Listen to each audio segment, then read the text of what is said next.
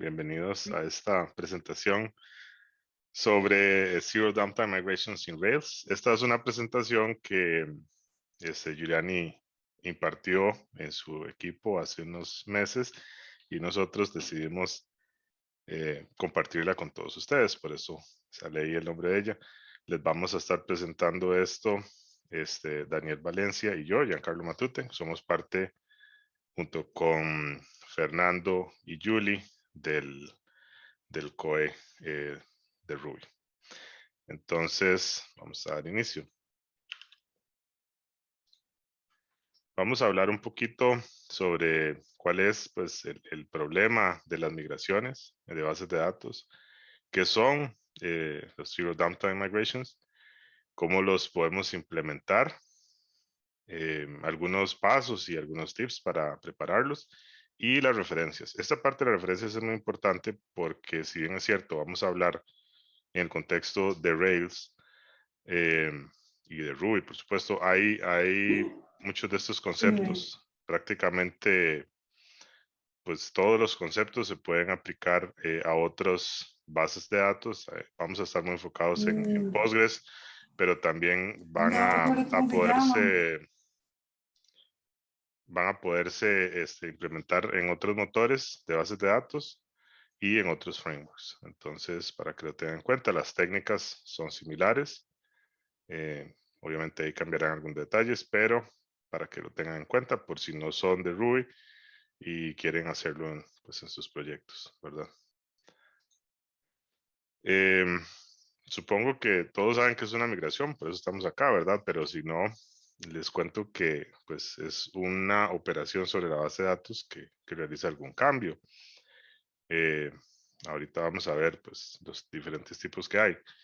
Usualmente estos cambios pues se ejecutan muy rápido, pero pueden haber momentos y circunstancias en los proyectos, en los códigos que tenemos, en los que se retrasa un poco. Y algunas de estas operaciones bloquean la base de datos, bloquean la escritura de la base de datos. Entonces, ¿qué es lo que sucede? Que algunas de las operaciones que los usuarios puedan estar ejecutando en dado momento se vean afectadas. Y a eso es lo que le llamamos el downtime.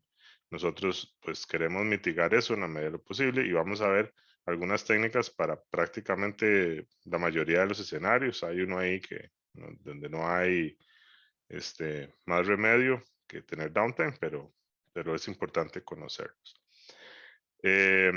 Pues acá tenemos un ejemplo y a veces nos damos cuenta de estas cosas de una manera un poco difícil, ¿verdad? Y es que con Ruby puede pasar que si removemos una columna eh, y parece algo muy sencillo, algo muy inofensivo, pero acá nos pasó y le pasó a Julie en su proyecto que empezaron a ver que habían algunos errores en producción. ¿Por qué ocurrían esos errores? Bueno, porque remover una columna, algo que parecía muy inofensivo, Ruby mantiene un caché de esas columnas y al remover la columna, pues físicamente pues no existía ya en la base de datos, pero sí existía en el caché de Ruby on Rails o de Active Record. Y lo que sucedió es que estaba tratando de buscar una columna que no existía y ahí empezamos a ver errores. Entonces, ese es un posible problema con migraciones de muchos que hay. ¿Qué son las migraciones? Bueno, como les comentaba, las migraciones con Zero Downtime, ¿verdad? Son cambios en la base de datos que se hacen pues con la intención de causar el menor impacto o ningún impacto cuando se le hace deploy a alguna nueva versión de la aplicación, en algunos de los ambientes que tenemos, generalmente producción, que es el que más nos interesa, y el objetivo es hacer que la transición sea pues bien sencilla para el usuario final, generar poca afectación o ninguna afectación, que el usuario no se dé ni cuenta que pasó algo. Para eso, para facilitarle las cosas al usuario, no necesariamente significa que van a ser más fáciles para nosotros. ¿Y por qué digo esto? Bueno, porque a veces algunos de estos de algunas de esas técnicas requiere que se hagan en una serie de pasos definidos, un proceso múltiple y pues generar ciertas retrocompatibilidades y cosas así para evitar el downtime. Entonces ya ahorita pues vamos a ir viendo algunos ejemplos de ello. Algunos tipos de migraciones que nosotros tenemos diariamente cuando agregamos un índice, cuando removemos un índice, agregamos columnas, removemos columnas, renombramos columnas, podemos agregar una tabla nueva, remover tablas o renombrar tablas. Esos son como algunos de los tipos comunes de operaciones que tenemos, ¿verdad? Ya después vamos a ir viendo uno a uno. Cuando nosotros agregamos un índice a una columna, el comportamiento por defecto de la base de datos, y esto es un mecanismo pues, de seguridad hasta cierto punto, es bloquear contra escritura. Entonces, ningún request que involucre la creación de algún registro o el update o la modificación de algún registro se puede procesar hasta que se termine la migración. Y en bases de datos muy grandes, pues esto puede tomar algunos minutos, ¿verdad? O hasta horas posiblemente, si son muchísimos registros. Entonces, para evitar el downtime, lo que es la técnica que se emplea es utilizar el algoritmo concurrente para agregar ese índice. Ahora, no es solamente eso, esta técnica requiere deshabilitar una cuestión que trae por defecto las migraciones de Ruby on Rails y es que se ejecutan como si fuera una transacción. Uno de los requisitos para que esto funcione es tener esta parte por acá, lo que dice deshabilitar pues, las transacciones y de esa manera pues el índice se va a ir creando ahí concurrentemente y no vamos a tener un bloqueo en la base de datos. También al final de la presentación vamos a tener todas las referencias de estos ejemplos y estas cosas por si necesitan mayor detalle. Cuando queremos agregar una columna, también se hace de tal manera que queremos agregar una retrocompatibilidad, más bien un fallback, para que si esa columna aún no se ha creado, el código aún así pueda intentar hacer algo, por lo menos no se caiga, si nuestro código intenta acceder a esa columna. Entonces, aquí en el ejemplo que nosotros vemos, lo que tenemos es un código que se agrega de manera temporal, ¿verdad? Aquí dice remover en el próximo release, y creamos un getter y un setter.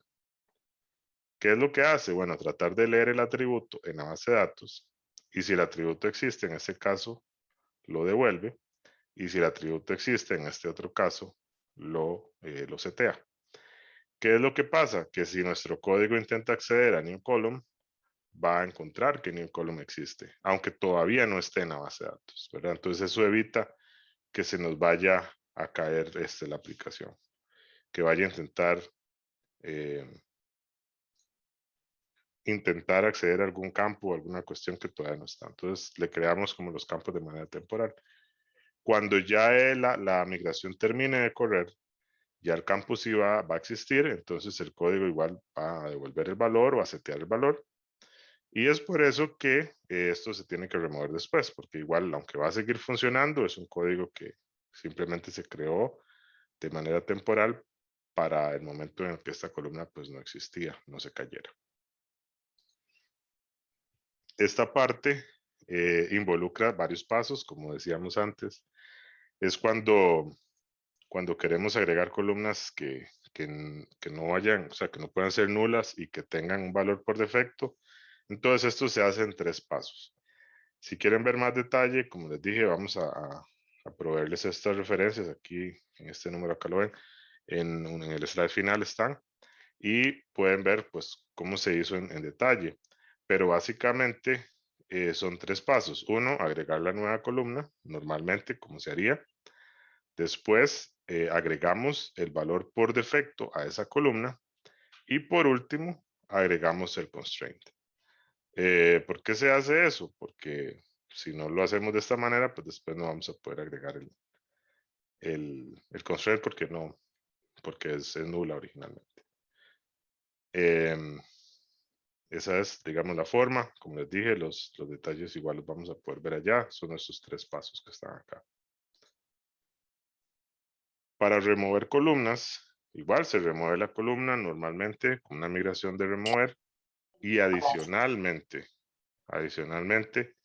agregamos este código acá que lo que hace es remover la columna del caché que les mencionaba en el primer ejemplo, para que no vayamos a tener ningún problema de que intentemos acceder a una columna pues que ya no está.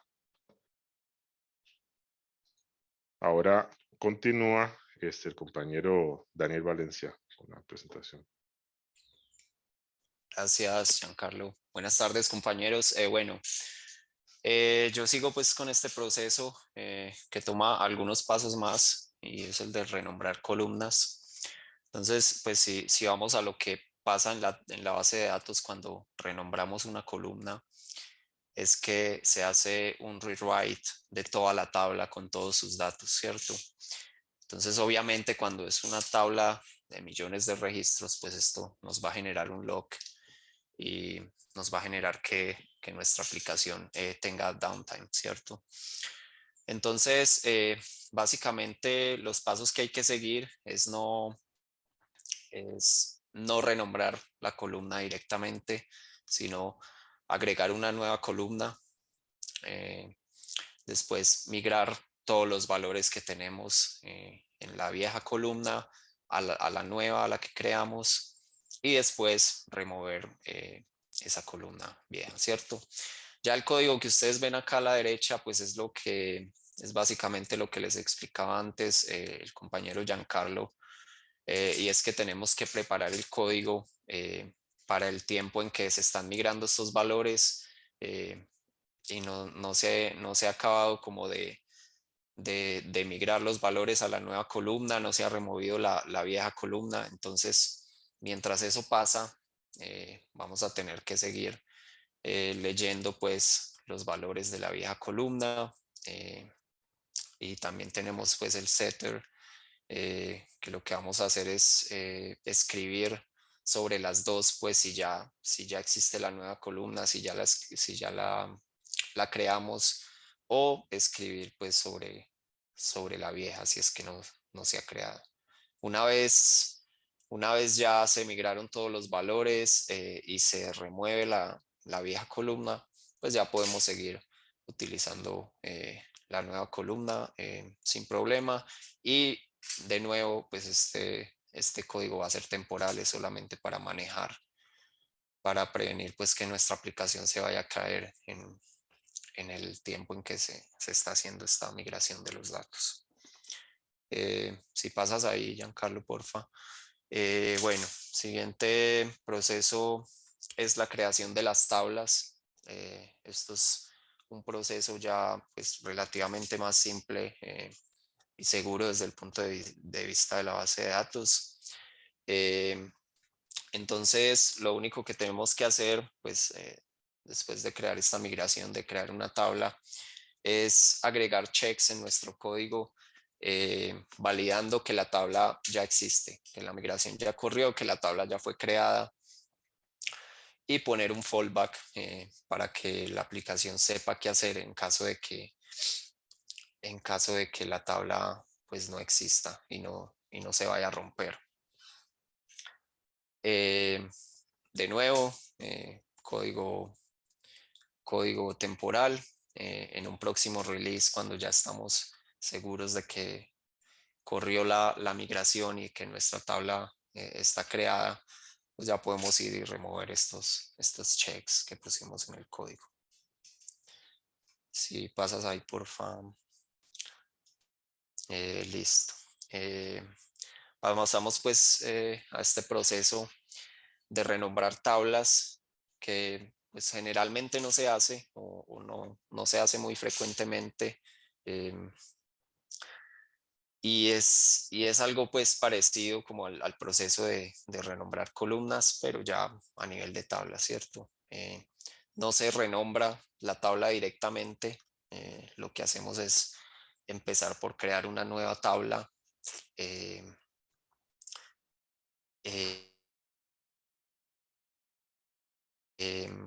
migrar todos los datos de la tabla original a esta nueva tabla, pues que va a tener el nombre que nosotros queremos. Una vez se migran todos los datos, se remueve la tabla vieja y ya podemos empezar a usar la nueva, ¿cierto? Lo mismo, mientras esto pasa, mientras se migran todos los datos a la tabla nueva y se remueve la vieja, bueno, hay que seguir escribiendo en las dos tablas y hay que poner checks en nuestro código para validar de que nuestra aplicación pues que no se vaya a romper. Esto es un proceso bien pesado, pues digamos que migrar todos los datos de una tabla a otra, en especial pues si es una tabla gigante de producción, pues este proceso no nos va a dar garantías pues, de que no se generen logs y que no vamos a tener downtimes.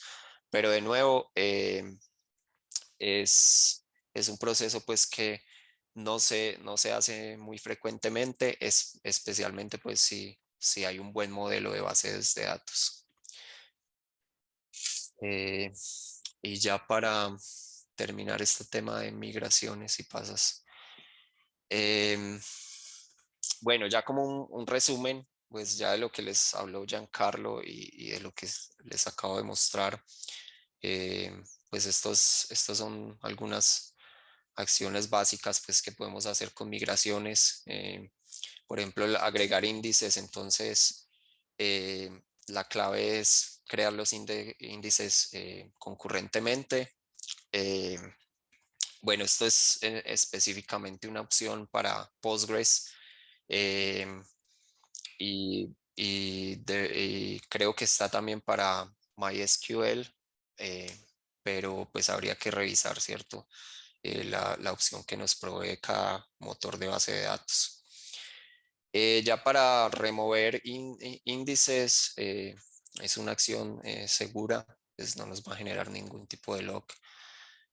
Para agregar columnas, lo único que tenemos que validar es que la columna sí haya sido creada. Entonces, por un tiempo hay que poner checks en nuestro código para que nuestra aplicación no se vaya a romper. Al remover las columnas, bueno, hay que tener en cuenta que Active Record maneja un caché, entonces hay que refrescar este caché cuando eliminemos una columna y asegurarnos de que no va a hacer referencia a una columna que ya no existe. Renombrar las columnas, bueno, la clave es no renombrar la columna como tal, porque de nuevo esto va a ser un rewrite de toda la tabla. Entonces lo que se hace son estos tres pasos: crear la nueva columna, migrar los datos de la vieja columna a la nueva y por último remover la vieja columna, ¿cierto? Y bueno, ya miramos también cómo manejar, cómo ajustar nuestro código para que mientras esto pasa, la aplicación no se vaya a caer. Agregar tablas, de nuevo, es también poner checks temporales en nuestro código para estar seguros de que la migración corrió y que nuestra tabla fue creada, y en un próximo release podemos eliminar ese código. Eliminar tablas es seguro, no vamos a tener logs o downtime por esto.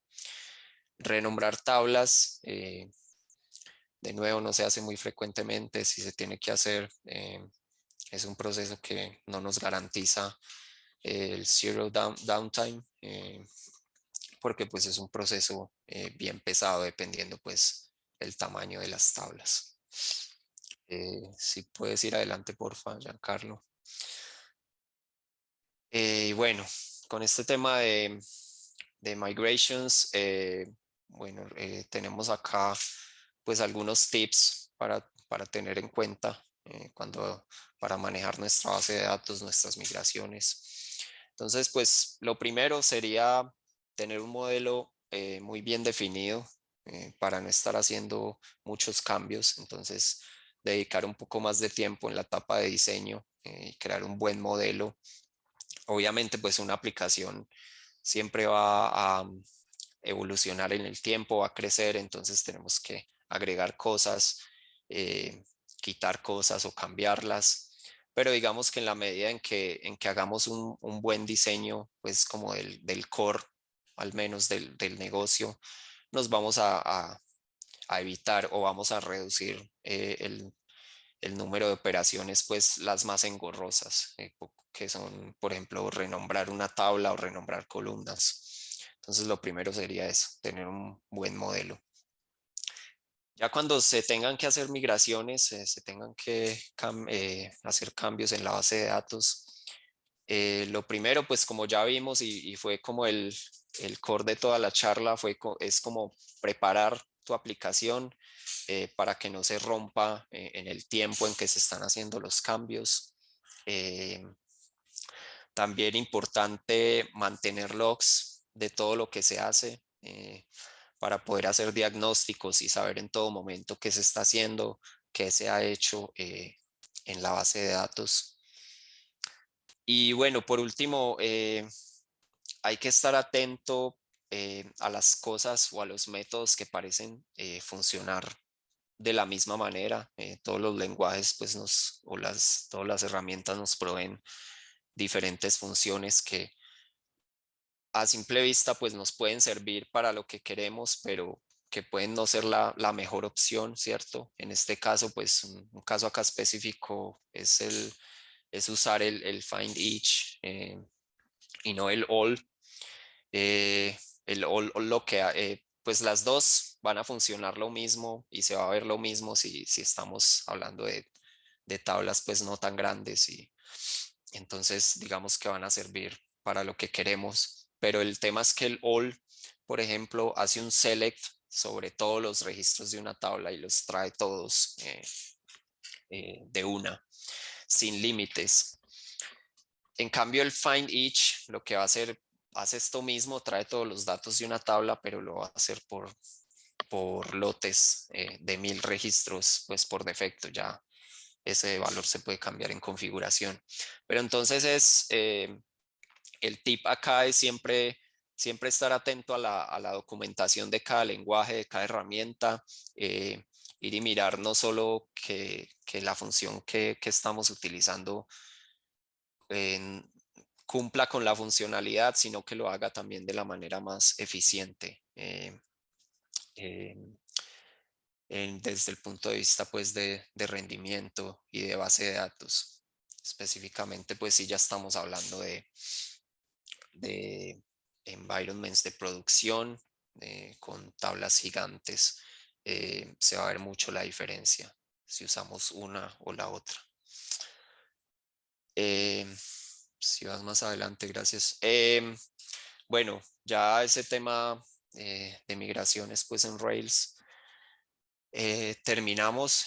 Quisimos pues agregar, pues como estamos hablando de optimizar nuestra base de datos, quisimos agregar pues unas notas acá interesantes que encontramos sobre un proceso pues que se hace muy frecuente, pues que se hace con las bases de datos para liberar espacio, que es el vacuum y su variante pues utilizando la opción full.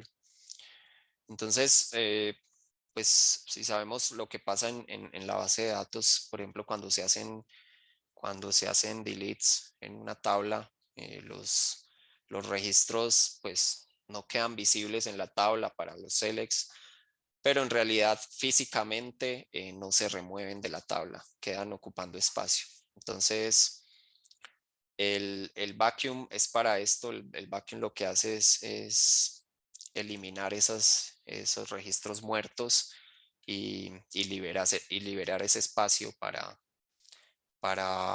ser reutilizado para la tabla, ¿cierto? ¿Cuál es el tema con vacuum? Solito, que ese espacio extra no lo devuelve, no lo retorna, no lo devuelve al sistema operativo. Entonces nos va a quedar un espacio ahí sin utilizar para la tabla. Si es una tabla que no se usa mucho o que no, pues no se vuelve a utilizar, ese espacio pues nos va a quedar ahí sin ser aprovechado. Entonces aquí es donde entra el vacuum con la variante, con la opción de full. Esta opción sí coge ese espacio liberado y lo retorna al sistema operativo, pero a un costo, y es que lo que hace es que hace un rewrite de todo el contenido de la tabla. Y esto pues va a generar un lock, y si es una tabla gigante, pues el lock va a ser muy largo y vamos a tener pues dolores de cabeza, ¿cierto? Entonces hay una extensión, si vas adelante, Giancarlo, porfa. Una extensión que Postgres provee para esto y es el PG Repack. Básicamente se obtiene lo mismo que se obtiene cuando se hace un vacuum full, y bueno, sin tanto tiempo en los logs que se generan.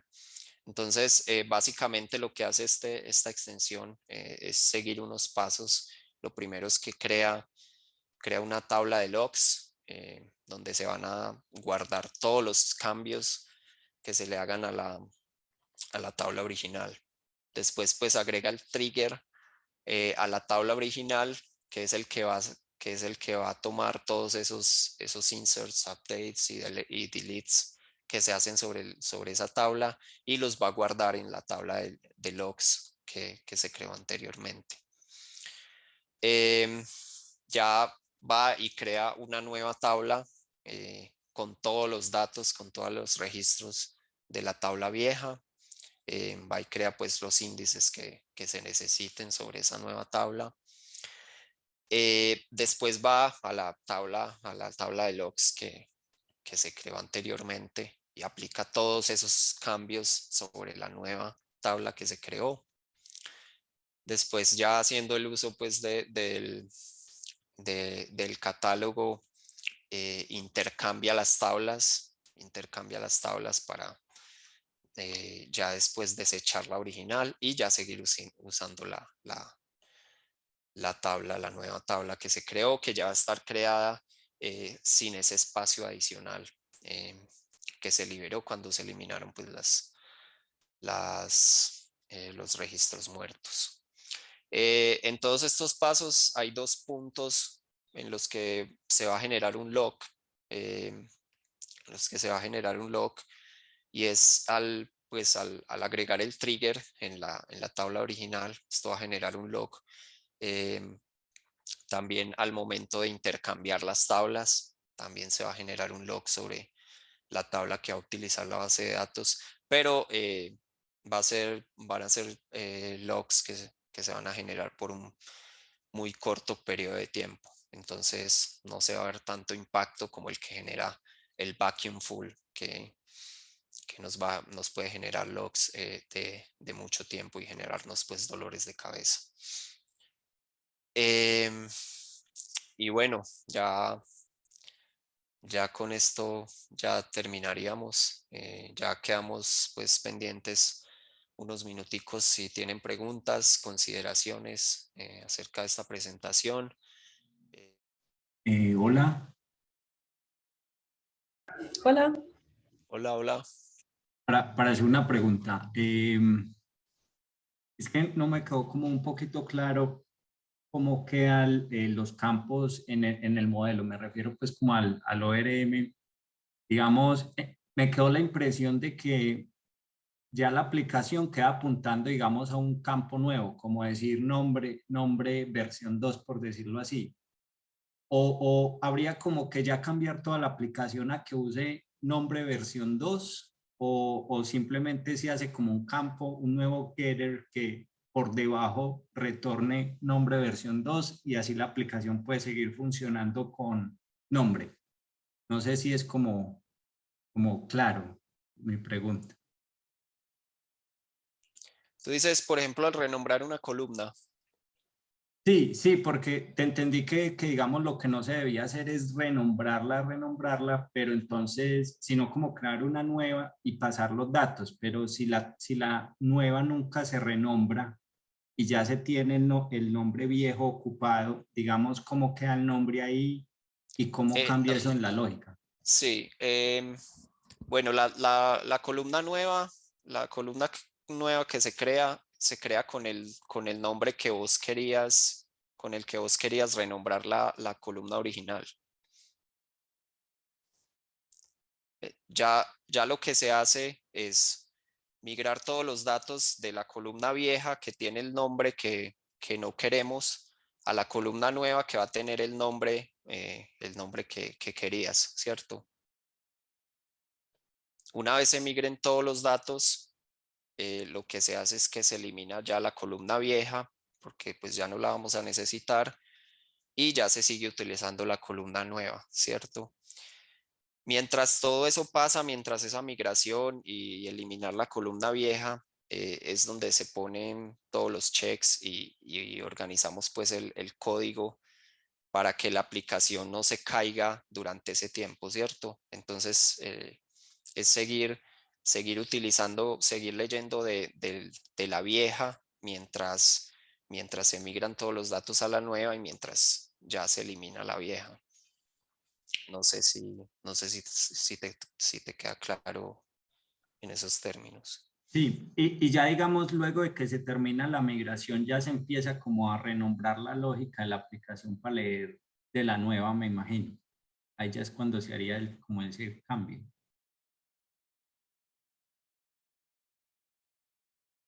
Sí, ya habría que hacer los cambios para para hacer referencias a esa nueva columna. Hay que Ok, acordarse de los pues, pasos intermedios, que es un deploy, y hay que tener un código temporal que va a acceder a ambos al mismo tiempo. Y luego en el segundo deploy, ya cuando está todo listo, todo está migrado, se puede remover el código viejo, que referencia a la columna vieja.